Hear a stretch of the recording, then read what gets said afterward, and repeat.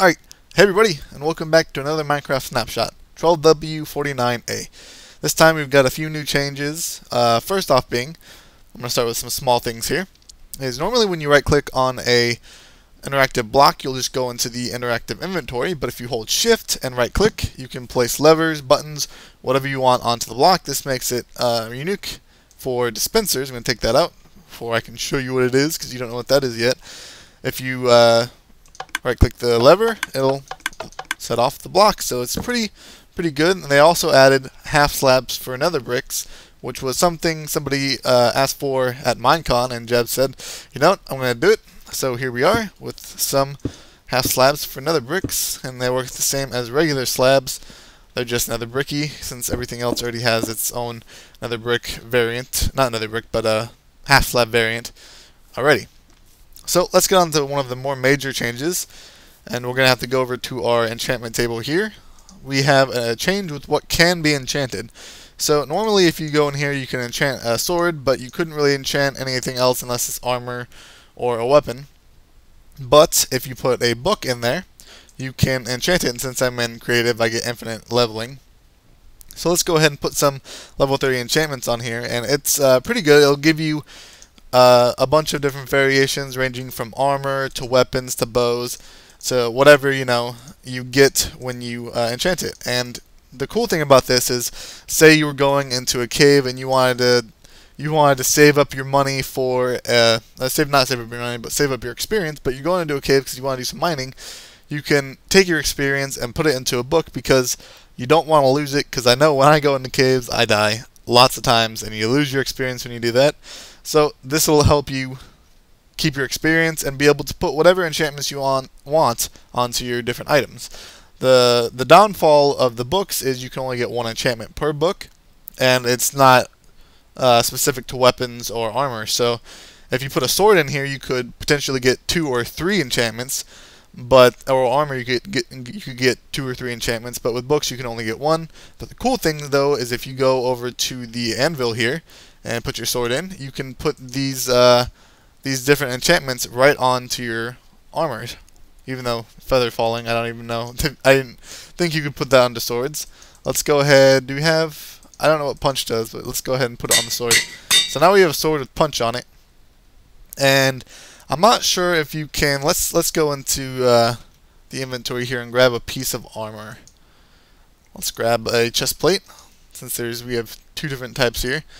Put the chest plate in here, and let's put feather falling, although that seems like a more of a boot thing. And then let's try protection as well. See, you can add multiple enchantments on there, and that'll be very useful if you want to get like silk touch, and you get silk touch in a book. You can put it on whatever you want instead of being lucky enough to get it on like a hoe or something, and that's just not going to be useful. So on top of that, there's one more addition in the snapshot. As you notice, I got a bunch of items here, and I'm going to show you what they do. In the snapshot, there's the addition of fireworks. So when you right click on the ground with a firework, it'll just put it into the air, and as you notice, there's not really much that happens when you do that. It just kind of disappears. So if you want to make a firework, you take a piece of paper and some gunpowder and put it into the crafting square, any formation you want, and it'll make a firework. But if you want to add different effects to it, first what you're going to need to do is take any die, any variations, and there's a ton of variations, and just put them into this crafting square and whatever formation that you want, and then put gunpowder in there, and it'll make a firework star. And what these do is they add different endings to what the firework does and different effects. So some other effects other than just different colors in there, and there's a bunch, you can add a bunch of different variations of colors. The different effects are, if you put a fire charge in here, you'll get a star that is a large ball. If you put a diamond in there, you'll get a firework star that has a trail on the end of it. A gold nugget will make it so it has a star shape. If you put glowstone in there, you're going to get a twinkle at the end of your firework. If you put a feather in there, you're going to get a burst. And if you put a creeper head or any other mob head in there, you're going to get a creeper face shape at the end. So let's go ahead and make this star, and let's put a fire charge and a trail on it.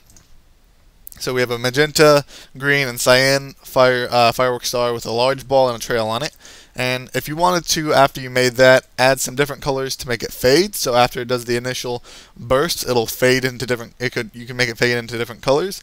We can add a fade of green, orange, whatever colors you want. So let's put green and red for Christmas. How about that? That sounds good. So we now have a firework star that is green and red fade, and is normally magenta, green, and cyan with a large ball effect and a trail. So what do you do with this now? Now you put the normal paper and gunpowder in there, and you can make the firework for that effect. But if you want to, say, add a longer duration, which makes it go higher, as you can see it's 1 right now, the max is 3. If you put the gunpowder in the crafting square like this, and any formation that you want, you can increase the flight duration. If I took 1 out, it would be 2. But I have 2 in here. If I just put it on top of each other, it'll only make a flight duration of 1. So you have to separate them and make them in different spots. So let's make this firework, and I'll show you how this works. Let's put it on the dispenser. So let's put the firework. Oh, that's the wrong one. Let's put this firework on the dispenser, and we'll take our lever and attach it to the top. And as you can see, when you use the dispenser with the firework, it shoots straight up and adds a pretty cool little effect to it. But that is about it for this snapshot. I'm going to show you something pretty cool here. Let's go to nighttime. Time set 15,000. That'll put it at night. And I had a little fireworks show ready for you, so let's watch it. Yeah, it's pretty cool. I know it is. All sorts of effects going on, the stars, the trails, all sorts of things. It's just really cool. Creeper faces. So that's about it for the snapshot. If you enjoyed, it would be awesome if you liked or subscribed if you want to see more videos like this. And that's about it. I'll see you guys next snapshot. Peace.